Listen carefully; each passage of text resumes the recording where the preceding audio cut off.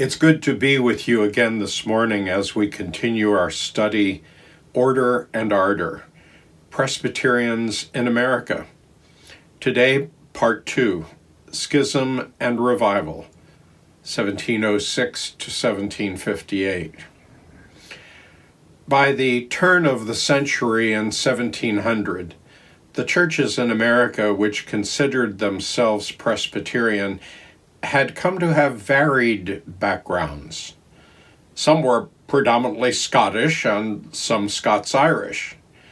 Now, these Presbyterians stressed a dogmatic adherence to confessional standards, specifically an unqualified acceptance of the Westminster Confession of 1648. They also believed in a well-educated professional ministry and orderly, centralized church government. In other words, order. Other Presbyterians, however, were of English ancestry, former Massachusetts Puritans who preferred Presbyterian church governance and therefore had moved to New York and New Jersey. Having been born and educated in the Puritan New England way, though they were firm Calvinists, as were the Puritans for that matter, their views on confessional standards and church authority were much looser than the Scots. They emphasized, as someone wrote, spontaneity, vital impulse, adaptability, and experiential piety, or in other words, ardor. In 1706, 7 ministers working in scattered churches of the Middle Colonies met in the First Presbyterian Church of Philadelphia and formed into a voluntary association, the Presbytery. The Presbytery was primarily created to promote fellowship and discipline among its members, and it only gradually developed into a governing body. In fact, one of the founders, Jedediah Andrews, his roots in New England Congregationalism, however, was cautious of organizing.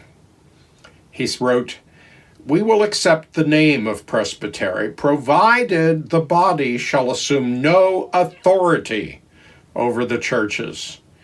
We do not care for the name, but we do care for the freedom of the churches." I'm sorry that I misspoke last week and said it was called the Presbytery of Philadelphia. That name did not come until a decade later in 1716, when, because of substantial growth, what had always been known simply as the Presbytery voted to divide itself into 3 subordinate meetings: the Presbyteries of Philadelphia, Newcastle, and Long Island, and reconstituted itself as an annual general synod. Along with this growth, the Presbyterian Church faced serious growing pains. Only a few of its congregations were in closely settled areas. Poverty and poor communication over long distances saddled the church with difficulties on every hand. First of all, there were never enough ministers. No American ministerial training was available outside of Harvard and Yale, 2 congregational colleges in New England. And no adequate procedures existed for examining immigrant ministers, or, for that matter, for disciplining functioning ones. For example, a minister who scandalized his congregation by bathing in a river on the Sabbath. The synod was hardly formed when, in the 1720s, the first controversy erupted that threatened to split American Presbyterians. It flared up in debates about whether a presbytery or synod had the authority to require subscription to the Westminster Confession of Faith. Subscription is not used the way we do when we talk about subscribing to a streaming channel like Netflix or subscribing to a magazine. Rather, the definition then, and this continues now, though seldom used, the definition then was a pledge of total agreement with ecclesiastical articles of faith attested by the signing of one's name. Well, as early as 1724, the very Scottish Presbytery of Newcastle began requiring ministers as a requirement for ordination to subscribe agreement to the Westminster Confession of Faith. They were required to do so by signing the following formula: I do own the Westminster Confession of Faith as the confession of my faith.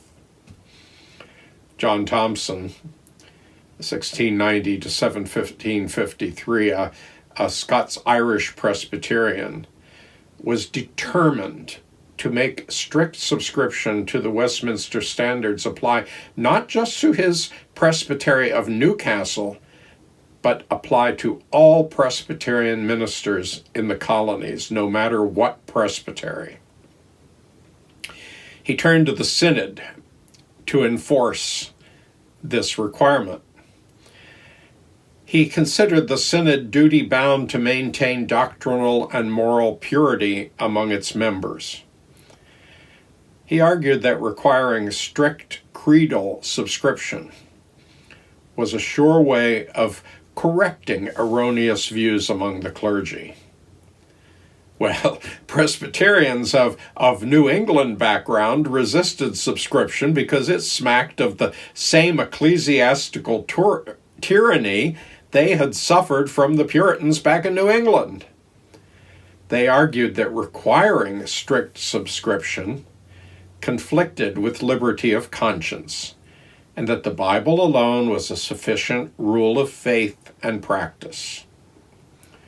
Though they welcomed the Westminster Confession as an explication of their faith, they would not affirm it in its totality. They saved such an affirmation for the Bible alone.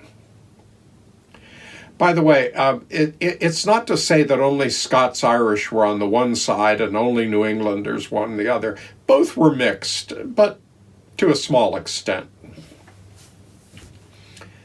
Jonathan Dickinson, 1688 to 1747.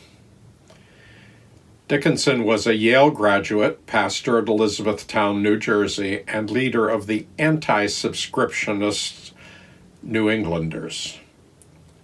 He voiced the opinion that the purity of the church would be better safeguarded by a close examination of every candidate's religious experiences and also a strict disciplining of scandalous ministers far more than by any subscription to a creed. As the intensity of these disagreements increased, it became necessary to seek some compromise to hold the church together. This was done at the Synod of 1729 in a very Presbyterian fashion by referring the issue to a committee of 6, on which sat both Thompson and Dickinson. Out of this committee came the compromise which completely satisfied no one on either side, but still held the two sides together for a few more years. This was the Adopting Act of 1729. In proposing this compromise, the committee opted to follow a favorite maxim of the German Reformation, which went, in essentials, unity; in non-essentials, liberty; in all things, charity. It sounded good, but it never quite worked. On the one hand, The act states the need to take care that the faith once delivered to the saints be kept pure and uncorrupt among us. Therefore, to accomplish this, all ministers, both present and future, were required to declare their adoption of, agreement in, and approbation of the Westminster Confessions and Catechisms. In other words, subscription. But, on the other hand, the act only required subscription to all essential and necessary articles of the Confession of Faith and Catechisms, yet the act never said which parts of the confession were essential and necessary. Instead it read, "And in case any minister of this synod, or any candidate for the ministry, shall have any scruple with respect to any article or articles of said confession or catechisms, he shall at the time of making the said declaration declare his sentiments to the presbytery or synod, who shall, notwithstanding, admit him to the exercise of the ministry within our bounds, and to ministerial communion. If said synod or presbytery shall judge his scruple or mistake to be only about articles not essential and necessary in doctrine, worship, or government." The adopting act passed unanimously, but the compromise did not hold. Only a very few years later, order and ardor would again come into serious conflict within the Presbyterian Church. The question this time was whether the Presbyterian Church could accept within itself the newfangled, liberal, radical, anti-intellectual, possibly heretical movement which we would call evangelical revivalism, or to put it simply in our terms, would the Presbyterian Church from henceforth be evangelical? The question raised was, could order coexist with ardor? They called it the Great Awakening, an extended revival of religion in Great Britain and the American colonies that occurred during the 1730s and 40s. Now, most everyone agreed that the church needed reviving because religion had come to a very low state in Britain and America. Religion was felt by many to be cold and formal and lacking in fervency, zeal, and the presence of the Holy Spirit. Most ministers read long academic sermons which were theologically dense and advanced a particular argument or interpretation. The most extreme example is probably one New England pastor who gave 250 consecutive sermons on the Westminster Shorter Catechism. All that changed when an English Episcopal priest, George Whitefield, an itinerant preacher and evangelist, traveled to North America in 1739. Here he preached a series of revivals that became part of the Great Awakening. His itinerancy and powerful preaching caused an immediate sensation. His evangelistic methods were controversial, and he engaged in numerous debates and disputes with other clergy. Whitefield's preaching called for a deep personal experience of salvation, a personal conversion experience. In 7 visits to America, he preached twice a weekday and 3 to 4 times on the Sabbath. Whitefield could enthrall large audiences, as he preached at least 18,000 times to perhaps 10 million listeners in Great Britain and the American colonies. The crowds which came to hear him were so large that he usually preached outdoors. Whitefield complicated the tension that already existed between those Presbyterians who favored subscription, order, and those who did not, ardor. Many Presbyterians were active supporters of Whitefield, yet others were strongly opposed to him. Supporters and opponents within the Presbyterian Church began to gravitate into two opposing sides. They were called the Old Side, anti-revivalist, and the New Side, pro-revivalists. The New Side, ardor, was primarily ex-Puritan Presbyterians raised in the New England way. They were the liberals of their time, turning their back on the way things had been done to find a new way to bring the multitudes of the unconverted to faith. Needless to say, they supported the Great Awakening. They embraced emotional conversions as a sure sign of the presence of the Spirit of God. They encouraged itinerant preaching, those who would travel from place to place. Higher education, in their opinion, was not always required for ordination. And of course, they felt that subscription to the Westminster Confession of Faith was far less important than a conversion experience. They also tended to criticize the other side as unconverted. That was the Old Side, order. Pretty much they were the Scots and Scots-Irish. They were conservatives in the sense that the way things were done back in Scotland were just fine with them, and they didn't want to see any change in the church. As you might imagine, they were opposed to the Great Awakening. And they tended to dismiss emotional conversions as not of the Spirit of God. They wanted a prohibition against itinerant preaching.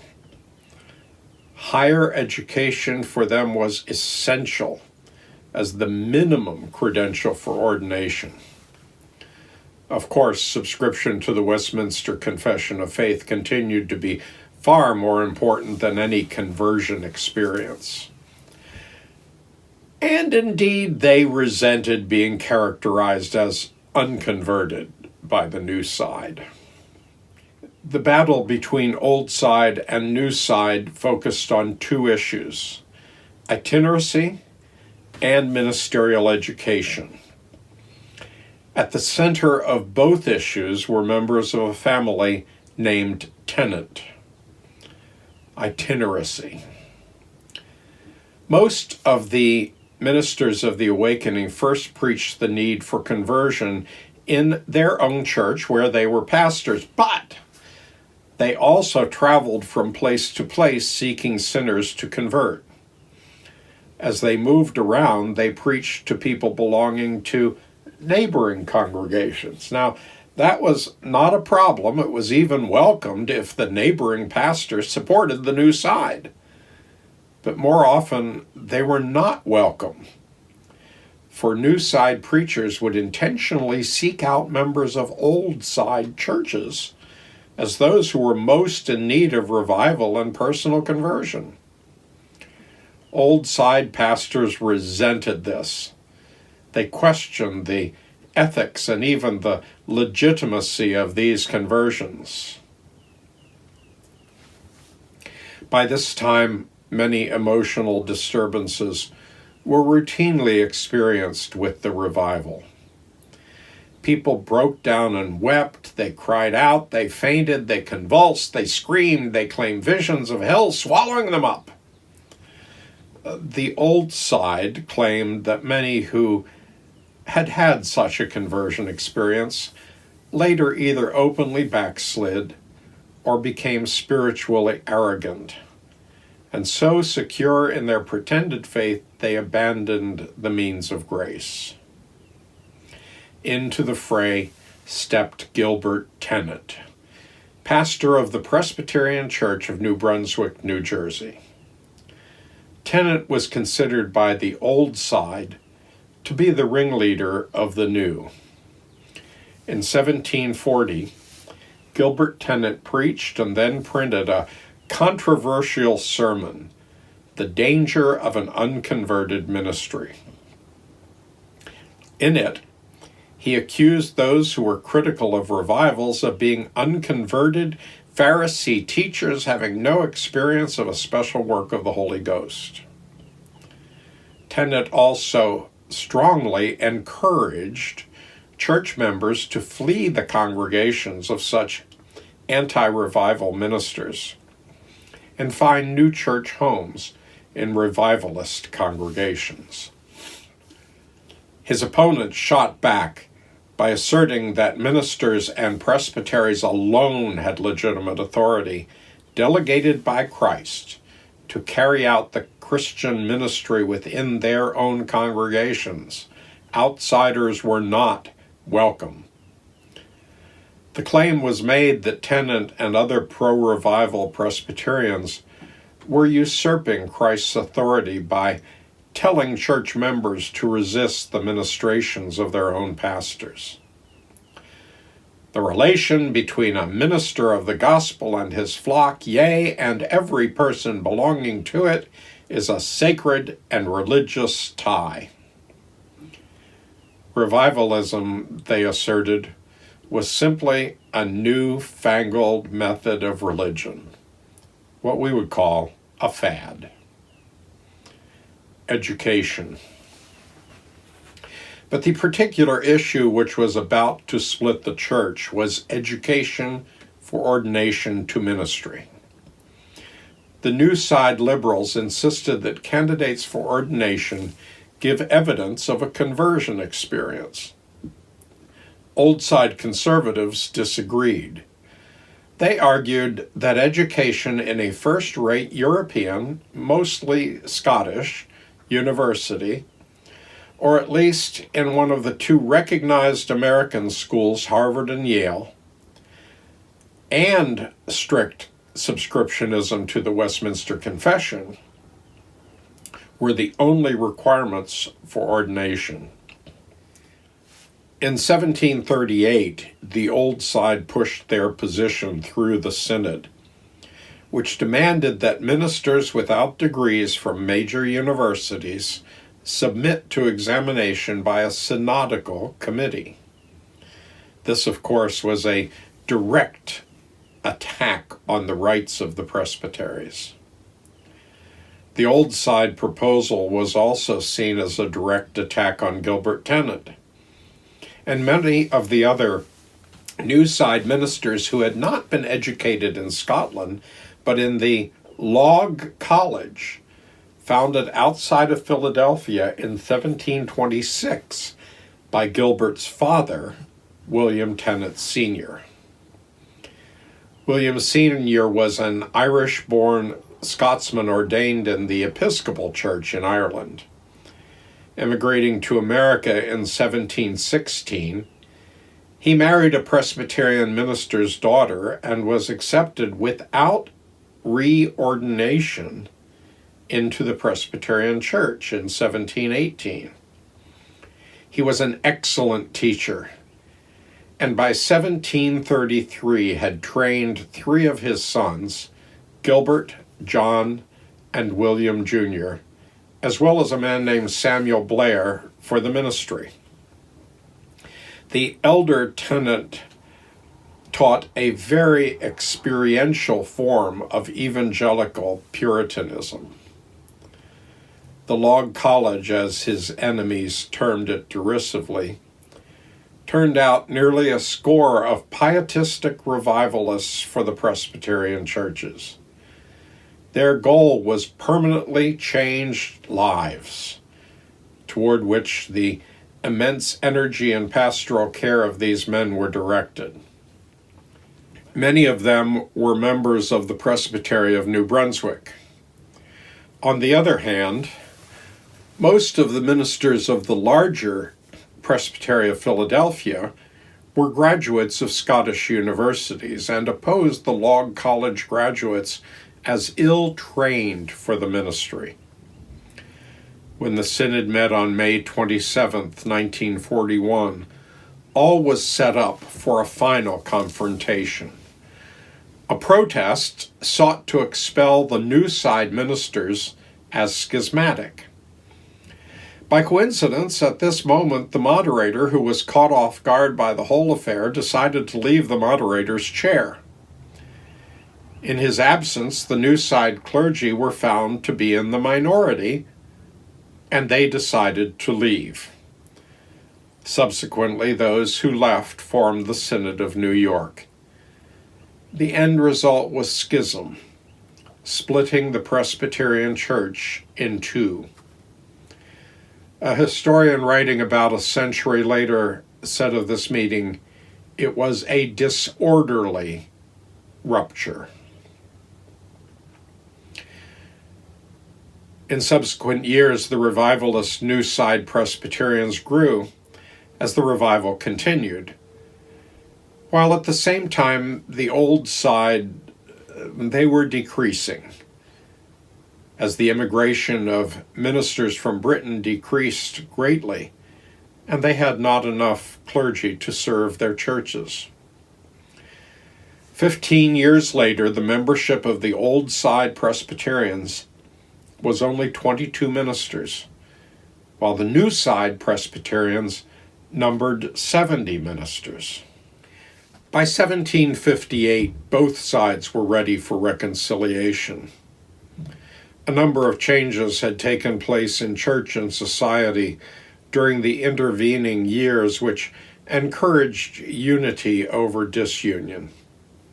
It was a time of world turmoil, leading finally in 1756 to the global military conflict known as the 7 Years' War, and in America as the French and Indian War. At the same time, the awakening fires were cooling, though they would never entirely be quenched. Even supporters of the revival later came to believe that many, if not the majority, of the conversions were short-lived or even inauthentic. Over the years, New Side revivalism had become less radical. Even some of the most extreme of the New Side mellowed. Gilbert Tennant apologized for his youthful obstreperousness, including the role he played in dividing churches, or as he said, his pernicious practice of declaring fellow ministers unconverted and his perverse defense of an uneducated ministry. In May 1758, the Old Side and New Side synods met to approve a joint plan of union, joining together as the Synod of New York and Philadelphia. The plan of union in 1758 affirmed that the Great Awakening was a blessed work of God's Holy Spirit, yet one which at times fostered excesses and a divisive spirit. Yet there was a recognition that local presbyteries and synods had the authority to forbid wandering evangelists from coming into their midst without permission. Itinerancy would be strictly regulated. As far as education was concerned, the candidates for the gospel ministry should be able to both declare the confessional basis of their beliefs, such as the Old Side championed, as well as show a conversion experience, as the New Side desired. They believed so strongly in the need for an educated clergy that they founded a Presbyterian university, the College of New Jersey at Princeton, to offer students the best of Enlightenment learning and Presbyterian evangelicalism. The plan was again a compromise which, as you can see from this Presbyterian family tree, would not prevent disunion time and again in the future. But most important of all, it stated irrevocably that decisions about ordination rest in the presbytery, not in any higher body such as synods. More than anything else, the plan of union reunited presbyteries and congregations and positioned them together to face a great time of population growth, which was happening with the massive influx of Scots-Irish Presbyterians into the colonies. Next Sunday, we will look at the impact of the Scots-Irish on both church and nation in Part 3 of Presbyterians in America, a Presbyterian Rebellion, 1720 to 1789. I look forward to meeting with you again.